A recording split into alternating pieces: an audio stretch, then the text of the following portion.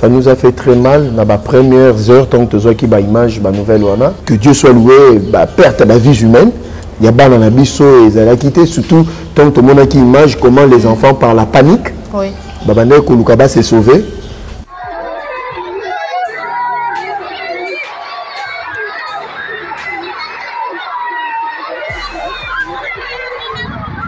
On estimerait entre 50 et 100 personnes qui seraient blessées, pas seulement les enfants, même les parents, il y a eu certains adultes qui ont été blessés, ils ont tous été acheminés à l'hôpital et ils ont eu les premiers soins. Donc il faut souligner les animés. Vous voyez, en politique, le Luala, c'est une province qui aujourd'hui commence à tirer un peu les regards des gens. Et les gens sont en train d'extrapoler, de dire des choses sur la gouverneure Fifi Masuka. Quand on a monté le pays, pouf, la cellule dormante, il y a une gouverneur, Balamouki, il commence à tirer, elle doit partir, elle doit partir. Maman, est-ce qu'un samedi, mon gouverneur, il y a là, maman Fifi, a dû elle mettre, ou bien qu'il a bricolé courant pour. C'était dit à quoi? Non, ils ont dit panne électrique. Arrive partout, même dans le monde, même aux États-Unis, en France, panne électrique, au monde, il peut immeuble les équipes. Alors, bon, le Bakeno, ils ont gouverneur, Moutassaliango. Trop, rapprochement, belé na maman. En politique, il faut là, il faut entrer. Même dans Mikila Poto, Moutounio, ça a la peine à parapluie. Même quand vous avez madame, tant aux autres tambola, aux yeux comme Mamoto Kamuke, Moutounio, ça a le Bakeno, Nam Fana Kumbamoto Kawa. Et bon, moi, comme le plus forte raison, gouverneur, il y a le là-bas. Parmi la province, ils ont mis sur le belé. On a qui dernièrement, union sacrée, gouvernement Mobimba. Premier ministre, président de l'Assemblée nationale, président du Sénat, ministre de l'économie, secrétaire général de l'IDPS, Bangon son stade des martyrs. Pour nos préparatifs, il y a sortie officielle, il y a union sacrée. Lecture nous allons au ça là. Comment on a que gouvernement mobile. Les locaux ils allaient fait privé tout le. Nous sommes dans une année électorale. Mais bien coupé et puis ça que ma partie est la preuve privée. Va s'organiser dans la plateforme politique. Alors, au Congo, les gens commencent à trouver que ça m'a bé, ça m'a bé. Le gouvernement mobimba quand même été. Mais on a la salle de matin, on a carburant, on a bis. Non, maman. Et l'autre ils ont salama, ils ont beaucoup de quoi l'État. Maman, on a des problèmes. Mais le fond, il y a union sacrée. Il y a des gens intéressés par les Congolais. La réélection de Félix Tshisekedi Tshilombo comme président de la République en 2023. Et avec quel bilan? Le deuxième mandat, on va changer la constitution. Il faut changer la constitution. On va changer la constitution. Tant que tu es dans Sun City, dans le dialogue inter-congolais, il y a un arrangement entre les criminels, les assassins. Et les Congolais pour les Congolais en Akimia. RCD, les criminels, il faut que la disposition article 7, il y a la constitution, pour nous, le président, il faut la Congolais de père et de mère.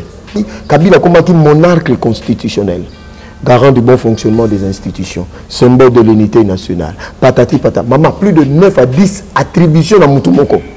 Si quand on Félix Hassan, ils sont revêtus de ça, c'est pour cela qu'on a beaucoup de FCC.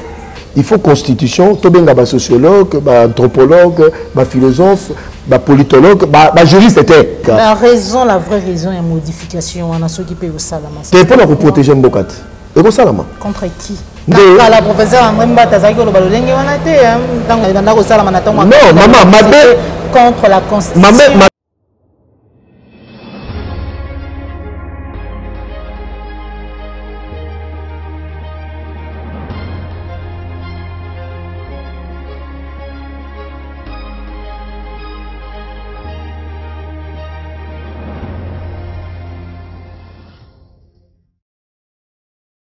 Et Sengoko et Baïté Bozali Belé, Bandeko Balandi à Plus Clair Télévision, la chaîne de vérité, la chaîne qui vous informe en temps réel. Ngo Tenabino, Bipa Union chez Joanibino.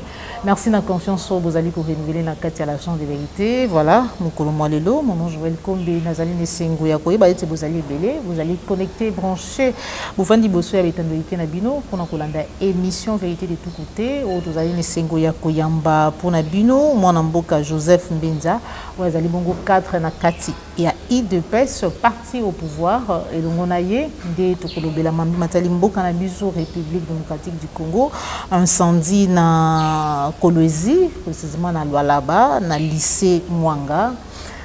qui dit à quoi, mais aussi Matali sortie officielle il y a Union Sacrée wapi tumuni mbosoko ja kobengisa ba pasteur tumona ki gouvernement mo monastère des martyrs lecture ko bazali ko sala mais aussi Matali situation sécuritaire ya mboka na biso République démocratique du Congo. Voilà, sans plus tarder na pesi matondo mingi na popola yo besoin de ma caméra. Merci na ba union so ba bozui libaku ya kolanda biso moko mwalelo. Je vais directement dire bonjour à mon invité, moi Mboka Joseph Mbinza Mbote na yo. Mbote ndeko journaliste et maman Joël. Na sepeli pour l'invitation na Bino. C'est la première fois dans la chaîne na Bino YouTube. J'espère que ça sera une grande aventure, une belle histoire pour que bato balandaka ba abonné na yo. Bas à l'édifier peut-être de devenir 1 million d'abonnés, pourquoi pas. Merci beaucoup. Voilà, toyambi na esengo mingi mwana Mboka Joseph to bandana Matali incendie ou salamaki bongo lobina kolwezi to mona ki bana banabité le kita vraiment na habité ceux qui na premier niveau ceux qui deuxième niveau tout moni lo lingi ni likanaki c'était dit à quoi pour que l'on pe message de compassion la première dame.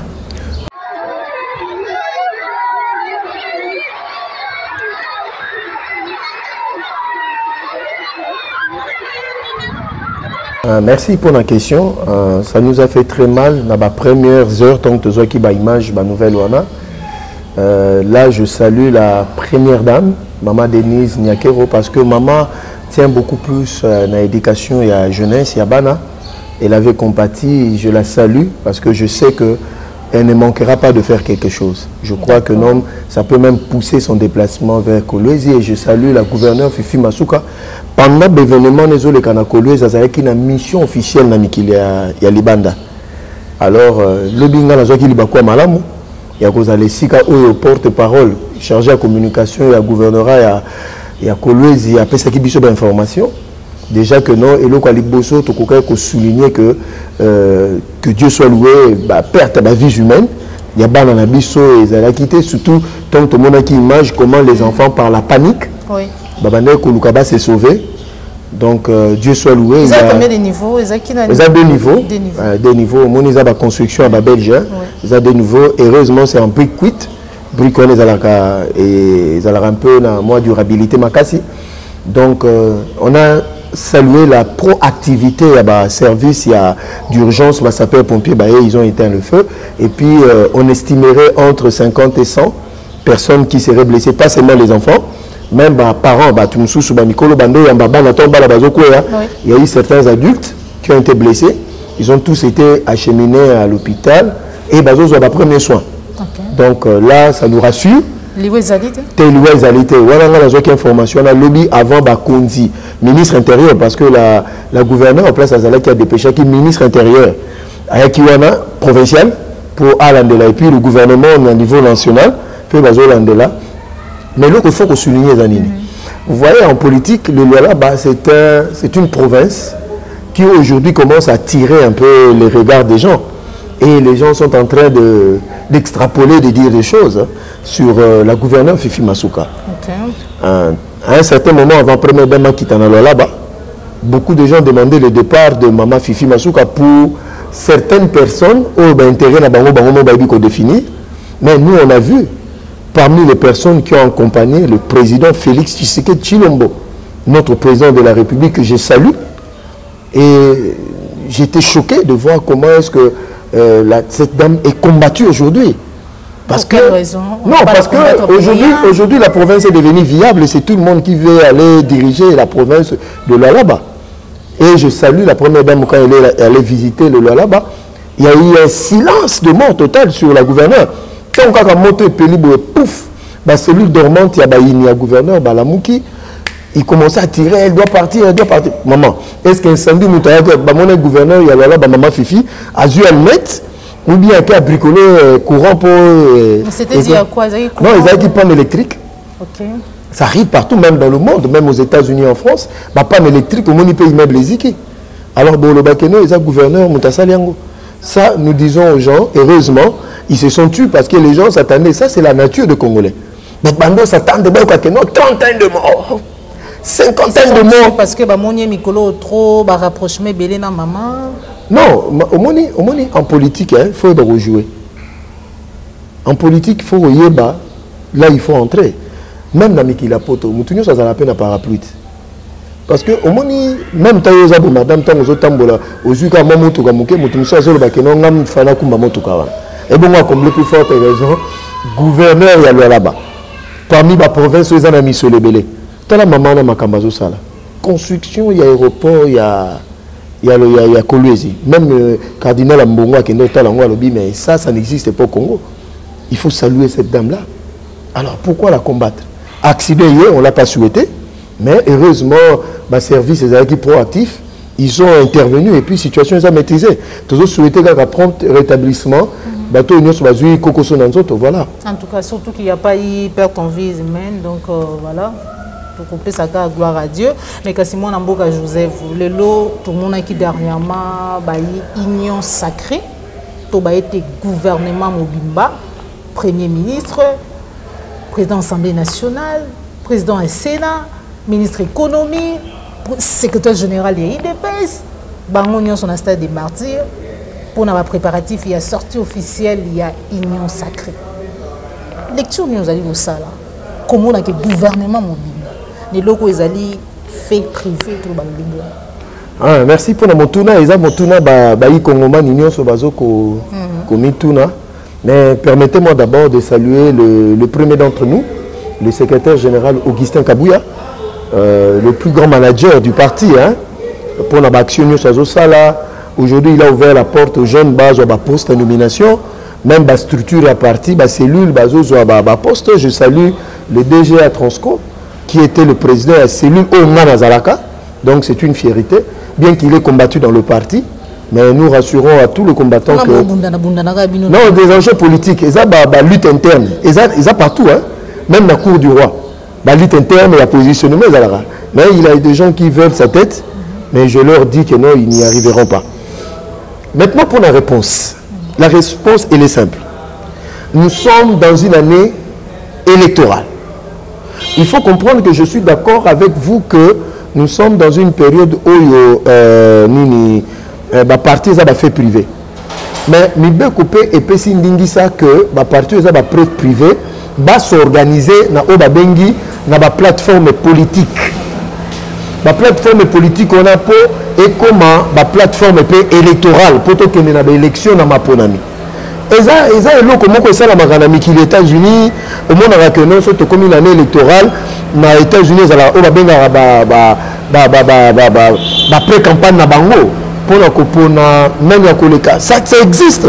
Mais au moment que nous Joe Biden aux États-Unis parti là il se préparer les démocrates ou bien na challenge. Pour élire au Congo, les gens commencent à trouver que ça m'a bé, ça m'a bé. Le gouvernement mobimba quand même été. Mais on a la salle de matin, on a carburant, on a biso, maman. Oui, mon candidat gouvernement, mon candidat Yamboke, je salue le premier ministre. C'est quoi Yebi Sangai.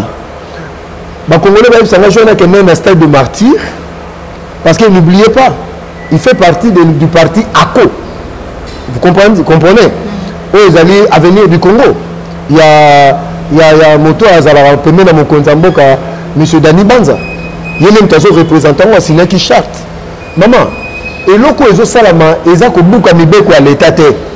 Mon candidat Mboulamata du Premier ministre, mon candidat Sénat, mon candidat Assemblée nationale, il faut pas tambour dans la garde pour protéger parce que Baza au Babengi, en termes juridiques constitutionnels, chef de corps. Vous comprenez? Alors, c'est tout à fait normal. Il y a un stade de martyr. Et puis, c'est une organisation politique, il y a une union sacrée. Mais quoi, Mboka est péquissé en haute. Il y a dit ça, la professeure André Mbata, ça y est, non, maman, ma belle. Contre la Constitution. Ma belle, le meilleur dans la caisse à l'État. Mais ceux qui ont vu la caisse à l'État, c'est ma belle. Maman, même la France, élection à Macron, tu as l'organisation autour de Macron. La manifestation de Macron, donc il y a la guerre de corte. Donc, on a caisse à la parti politique, au ministre, ça je peux dire, on a une trentaine de députés qui cotisent au niveau du parti, on a 10% et à mon on a émolument, bon on va Congolais. Ba ministre salaire bon non yango na lobi ba ministre wana ndeti ba ministre to yebiango ba ministre ba utana ba quota ba parti politique ministre azalaka na ndingisa ya kolongola pourcentage na salaire nati nango na parti. Et puis nous avons informé les Congolais et quand on directement la banque qui est na compte à parti. Siko, bon on a to conseil nango activité politique. Maman, biso na IDPS, to sala ka ba matinée politique koleka ba parti nyonso sur l'ensemble du territoire. Biso to kena na monga transport na biso. Moi je prends mon argent, je paye mon transport pour y aller. Maman, on a des problèmes mais le fond il y a union sacrée. Il y a des intéressés les Congolais. Les fonds, c'est quoi les fonds? Soutenir les présidents de la République pour un deuxième mandat? La réélection de Félix Tshisekedi Tshilombo comme président de la République en 2023. Et bien, avec quel bilan? Mais maman, tu as le bilan. Nous avons expliqué aux Congolais. Vous savez, la gouvernance politique en Mboka, ils ont un passif et un actif. C'est-à-dire que mon compte en Mboka, où ils ont un pouvoir, tant qu'ils ont la remise et reprise, où il y a le Mwakapé Sakaye, où ils ont Makambo Sala. Mais où est le pouvoir dans la situation ni na kiko kota mboka na kokoso. Mais il y a alobité nganaza moto yo na ningaraba na mingi. Obi madame Asalini alobi que faut respecter article 43 de la constitution. Azui aluki ba moyen maman, c'est 2 milliards de dollars par an pour nous supporter gratuité enseignement. Lelo nazo biso maman ba NU ba o ba do futamate na ba nouvelle unité hier bango na ba komi kozala aligné ba frais de fonctionnement na ba école kili les autres entre 5 et 6 millions d'enfants aujourd'hui ba continue parcours scolaire na programme de développement à 145 territoires mon konzamboka déjà est effectif na territoire ya Minova ya Sekebanza na territoire plus de 1200 écoles maman yoza na Kinshasa depuis année ezongi oyoki ba grève na ba école conventionnelle catholique ou bien na ba école à l'état pour dire que nos gratuité enseignement même et comme place mon konzambo kazo lingate mais marche déjà toujours et ça au babingi la français irréversible c'est-à-dire gratuité qui est pour na libéla vous comprenez toké na domaine il y a d'infrastructure maman moto aye azotonga le plus grand hôpital d'Afrique centrale maman il a tout cassé on a tout refait moto aye ba université 5 na mboka o ya kolwezi pe bandi azotonga ba université. Oui, l'université Souka Mboka na biso batonga. Nazo ko expliquer. Oui, l'université Souka Mboka na biso batonga en 1962. Donc Maréchal Mobutu qui a tongi université té. Laurent Désiré Kabila qui a tongi université té. Joseph Kabila qui a tongi université té. Université Mbujimai maman kendo talango lelo niveau commis. Na oya kananga. Et j'ai vitesse moko de croisière parce que il faut comprendre que Kasaï est la province moko enclavée. Ba matériaux de construction peut kota ezaki na mon kokoso. Mais le problème a été résolu. Tokeyi na domaine ni susu na nobe na banzela nzela o ya Mwanda Kinshasa et Mwanda Matadi ça est en train d'être construit port à banana on aménage déjà le site o ekoyamba ba green ba bloc on a nyoso ba élévateur tout ça maman toujours que le malé mon konzambo ka Félix Tshisekedi dans le cas na top Congo lobby je ne suis pas venu résoudre tous les problèmes de Congolais mais quand je quitterai le pouvoir place on a rotika mboka muto ko ya aonyo kwa mingité. Il y a même à quand on a fait des martyrs, à même au Koulousou, il y a des prédécesseurs non sauté, il y a moi à subir guerre à est, des problèmes sérieux dans Mboka. Ndeko liaou VPN. Obi makambazo ça dans l'administration publique. Mais à moins que bisoto ça là-bas avec le tout mon ante, bato ba fout à arrêter. L'union sur la grève wana, mais grève les awapi, ba fonctionnaire, non grève obi comme wana ba sénateur, maman, et donc on a photo expliquer. Non, il y a une photo expliquer. Ndeko liaou ton à côté dans le ministère et la fonction publique, il est le seul ministre avec toutes les pressions qu'il a eues. Obi que ça na mboko bana msusu 6 ans bando futama. Il y a Katiama. Aya tche o ba bengi contrôle physique o na document o yeyo moko bato belé ba kiba. Obi que ça na papa msusu à côté la fonction publique azo maman na bana na ba koko à côté ça ba na fonction publique. Bazo ka ba 1 million ba 2 millions. Liaou ya Katiama. Mais la situation de paiement, je vais dire, c'est une réalité. Tout ça, c'est la démagogie. Mais la situation conjoncturelle. C'est-à-dire la situation passagère. Parce que le ministre de la Finance a expliqué que le mois de janvier, la recette est malamouté. Mais nous étions obligés de faire des dépenses allant jusqu'à 140 millions de dollars pour nos besoins d'armée. Oui, que tu as une notification, il y a des d'armes. Nous sommes il faut que nous à niveau équipé l'armée. Nous sommes ça demande un coût. Nous ne sommes pas dans un pays, nous sommes perpétuellement en guerre. C'est-à-dire que l'État doit dépenser par jour pour soutenir les militaires dans Mboka. Ça pouvait servir dans Mboka. Mais le gouvernement tient le coup. Madame Téné, au biso que le la poule malebo. Au moment où Mukonza Mboka a tongelo comme ko batwazo kolobelango mingite, azo tonga ba bengi débarcadeur. Débarcadeur les a ba bengi port de pêche. Gouvernement le binga déjà a commandé plus de 14 bateaux de pêche. Déjà dans le mois de novembre, il faut la livraison. Et que vous avez la nature, la vitimbi, la mahagi. Les bateaux de pêche, il y a Kalaana, l'économie. On a des makamune à pêche, on a fait le bakeno, ils ont raté. Tout ça démagogue. On a mis qui m'batave mal la bête qui donc, il y a ce qui a prévalu que le ministre a kende. Mais mon compte Mboka, oui bien Mboka, ils ont la solution mi balé au gouvernement Pesaka. Ils ont la solution bengi solution conjoncturelle. Ils ont mis l'État lobby, on a que son babiloko ou bien à subventionner. Hein, pour battre somba na prix mouké mais ils ont la rapide mais à efficacité mais ils ont la solution structurelle l'État le bité au lieu de soit comme bon auto subventionné tous ont bon on a tout investir et ça la passe moins temps mais après tant makamba mais comme mon na battu ba la soulager tellement de makamba pêche c'est servant des erreurs il y a 6 millions ou la pêche en Namibie mon compte Mboka non vaut mieux développer pêche de niveau interne. Il y a une chaîne de production, chaîne de valeur. Il est en train de faire ce qu'il peut faire, mais je te dis, nous sommes dans le bon. Il y a un sénateur pour une première fois va revendiquer 2 mois d'arrivée. Non, c'est pour la première fois, maman. C'est pas pour la première fois. Golgotha. Golgotha, c'est la fonction publique. Mon Konzamboka tanga Golgotha ici là. Golgotha, c'est quoi? Tous les présidents Baleka. Bameko enterré on a cercueil na Golgotha parce que ba fonctionnaire bazaï na 50 mois d'impayement. Mais je sais que c'est un choc et touché, mais on est en train d'y remédier selon l'information on a vu. Tous ceux qui n'ont pas perçu, on a 2 mois directement dans le mois d'avril. Parce que le mois d'avril, les Arabes sont malades pour Namboka parce que tu auras des super bénéfices dans le domaine, il y a la production minière. Donc, c'est-à-dire, redevances, taxes, nous sommes vraiment malades pour Namboka. Donc, on va combler ces gaps-là. Le gouvernement s'y emploie, madame. Voilà. Pour finir, la situation sécuritaire Yamboka Nabiso, on a besoin de Utakala, Uta Kondo Papa Etienne Tshisekedi, Tozalaki Kolobaeti. Paul Kagame a une intention pour l'Amboka Nabiso République démocratique du Congo. Le président Félix Saye Atalissi était pour lui c'est un partenaire fiable, c'est un frère, Lelo.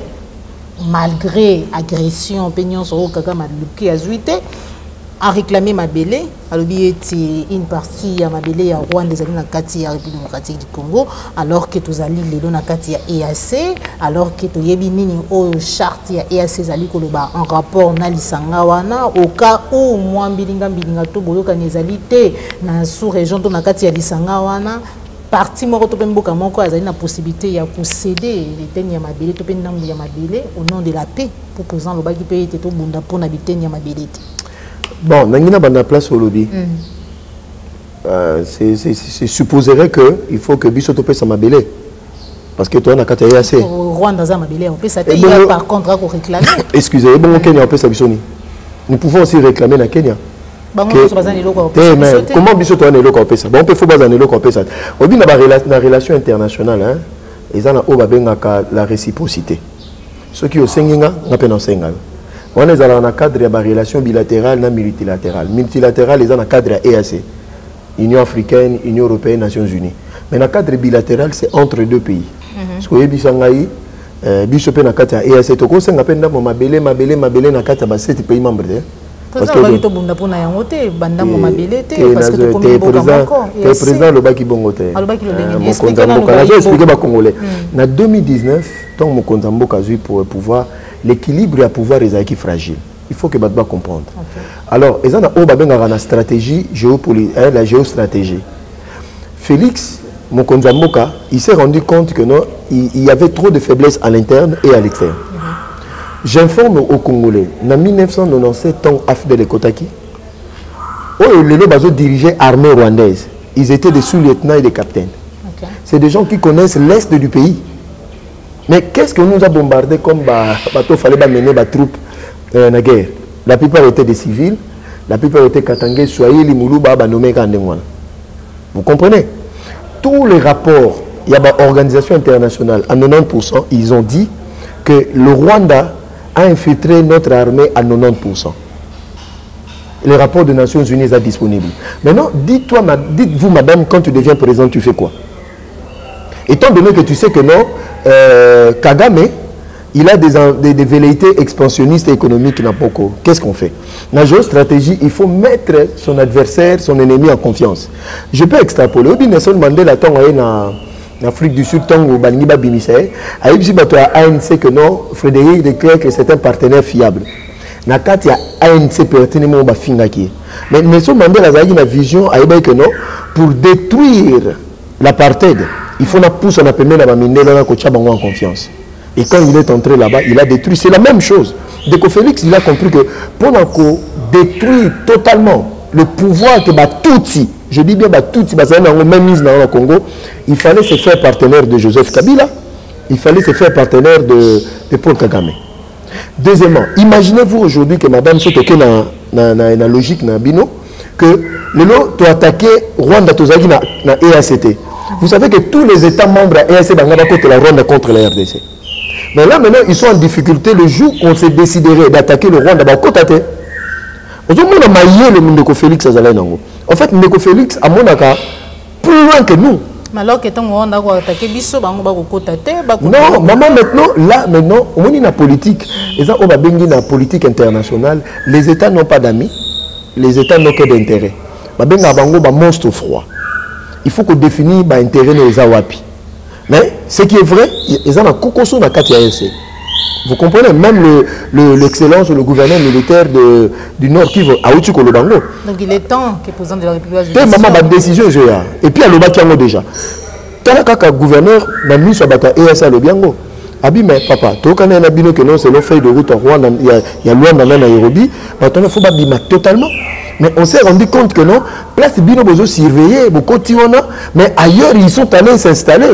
Donc la feuille de route de Luanda de Nairobi a été violée. Et puis il les a dit comme ça. Comme le gouverneur mémoire la décision, la décision revient au gouvernement congolais et via son parlement pour statuer sur ça. Mais ce qui est vrai sur le terrain, voilà madame. Mon géostratégie, na art de guerre, na philosophie, na doctrine na bitumba. Tant que je bundana monguna, ce qui a bêti, ce qu'on a moyen qu'on réplique, bah qu'on a la voie dialogue. Erreur maréchal Mobutu Salaka contre guerre, le même Kagame. Vous savez qu'est-ce qui s'est passé? Tant qu'on est dans la géostratège, bateau bataille sécurité mboka babisi Mobutu, tant Kabila zana ouvira, qu'est-ce qu'on négocie na mbang pour tout stopper avancer na. Mais patriarche Kenwa boya kazara premier ministre. Mobutu est allé négocier tant Kisanga ne koi. Mais c'était déjà trop tard, ils ont déjà eu le goût, ils ont vu déjà que verrou il y a Lubumbashi, ils ont déjà ressorti. Mais Ndeko Félix, il a réfléchi, il a dit non, avec l'armée que nous avons, maman tenez, on dit que l'élo, Tozoko extirpé, t'as la défection armée. J'espère que Zoka, Oka colonel, M23. Je donne de l'information congolaise, nous avions plus de 25 000 soldats rwandais dans la carte armée. Plus de 400 officiers, grades confondus 48 et 38 généraux. Non, ils sont en train de... Bazo Pakatambango. On a mis en place au Mokonzambo Kassalagi. Même dans la police. Ok, à Longaboni, c'est un mongala. Donc, Mokonzamboka a commis que laver l'armée et la police de toute infiltration. Maman, général Maïla Loba, ceux qui ont une insécurité, ils ont persisté, c'est que les gens créent une insécurité, ils ont kati. Oui, que comment expliquer que les Congolais font la mission? Kaka, moi, groupe, il y a tous ici, bas à la officier et belé l'armée que les Congo, Bangala, Balou, Banaba, Swahili. Comment expliquer ça? Et le responsable de tout ça, c'est Joseph Kabila, madame. Comment est-ce qu'il a pu... Lui-même, il n'est pas inquiété. Non, maman, avant le pouvoir, il s'est revêtu des prérogatives constitutionnelles au Bako Simbete. Il est Mata Tamponio, chef de corps. Donc, ils ont taillé des lois sur mesure. Mais les autres Congolais, qui ont un deuxième mandat, on va changer la constitution. Ok, donc les Camerounais, il faut changer la constitution. Parce que on dit pourquoi pas changer la constitution. Donc, tu es dans Sun City.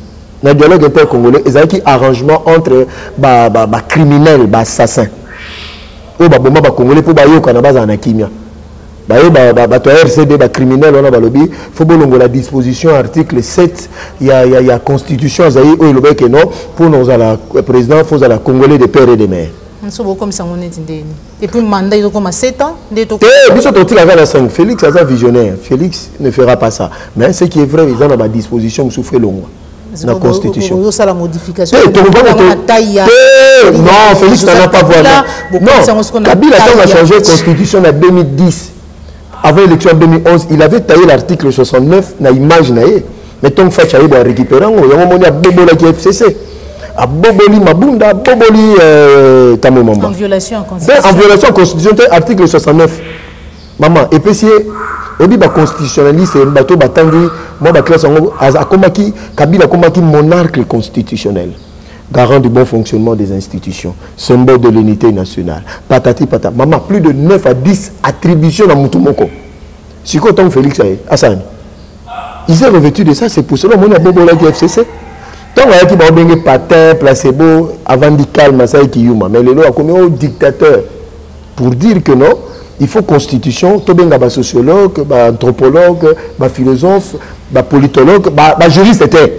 Les juristes pour soigner. Mais même la société congolaise, c'est la constitution. La raison, la vraie raison est la modification. On a ceux qui payent au salama. C'est pour protéger Mbokat.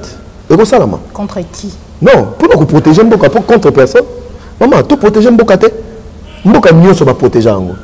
Vous voyez qu'il y a une île de Comore, bah auto modifié, bah mibé qu'on a bango paix. Si vous auto modifié, t'es pour un kabiso. Et puis ton tonneau ça là, pourquoi? Parce qu'ils ont compris la faiblesse du Congo, c'est dans ses lois, dans sa constitution. Alors il faut te rendre constitution Moko, la taille à Congo. Maman, nous avons 2 345 410 km. Maman, tout ça dans 9 pays voisins. Maman, il faut te protéger en Namibé côté. Hein? Il faut te protéger. Armée, il faut la protéger. Qui veut être chef de... Obi Kenamboko Moussé a mené un Rwandais, né de père et de mère comme chef d'état-major général. Ça ne s'est fait nulle part dans le monde. Aujourd'hui, Bazate? Banani? Rwandais, Bazate? Mais les conséquences sont là. Maman, je vais vous choquer. Au dernièrement, le président de la République a club, maman, il faut faire très attention. Il faut faire très attention. Mon Konzambo Katang a eu pouvoir, l'équilibre, le pouvoir est fragile. Mais il fallait imposer le leadership. Mais ces gens-là, ils se disent Banyamulenge, mon Konzambo Kayamba Montepoani, mon Konzambo Kalobeni, dans Londres. On a répondre. Mais on répondre à Londres, il a lancé le message au Banyamulenge. La responsabilité vous revient. Si vous êtes réellement des Congolais, protégez la RDC. Mais les Congolais, parce que l'intérêt est en Rwanda. Mon Konzamboka déjà est clair. Ce que autant mon chuchu a salué bêtise a salué mais ils ont montré qu'ils ne sont pas des Congolais. Par leur acte, par leur fait. Parce qu'il y a le sentiment d'appartenance territoriale. Si vous êtes Congolais, il faut un sentiment de mais maman, je rejoins mes frères du M23. On constate que Joseph Kabila, il nous a bombardé de Rwandais dans l'armée. Pour finir, est-ce que finalement il n'y aura pas de négociation? Parce que le président de la République autour de Bango, il n'y aura pas un dialogue politique na baï M23. Alors que la réclamation na Bango parmi mon corps, le cantonnement na Bango na Maniema. Est-ce que ce qui va comme Kuna, cantonné Kuna, et puis déjà tout quand nous tout à l'heure que la déclaration est que notre bisiko balba qui était balongwe, mais balongwa qui était bazongi bazaka, wane kusuka nini. Maman n'a pas ça ba congolais information. Félix Tshisekedi Tshilombo, c'est un grand géostratège. Dans la minute où nous sommes en train de former des dizaines de milliers de nouveaux soldats. Et puis, je dis bien, ce sont des militaires surentraînés pour résoudre le problème de l'Est. Le problème de l'Est sera résolu par nous-mêmes, les Congolais. Deuxième de choses, Mokonza Mboka, à partir de 2006, aux 2008, 2009, 2012, 2013, tout ça, il y a un mixage dans le brassage armé. Soutenu par la communauté internationale pour affaiblir l'armée, pour répondre à la bataille à Kagame. Mais mon Konzamboka y a lobby, vous ne savez pas quel risque de quoi jouer. Je ne permettrait pas que nos armées étrangères bakota sous une armée par voie mixage na brassage. Alors il n'y aura pas de négociation avec le M23. Il n'y en aura pas, maman. Alors il faut que nous dans le Parlement, on va lever mesures. Maman, nous allons récupérer nos terres, la terre de nos ancêtres. Ne vous en faites pas. La guerre, c'est comme ça. Merci beaucoup. C'est ici que nous mettons fin à l'émission. La émission vérité de tout côté à Mokolo Mwalelo.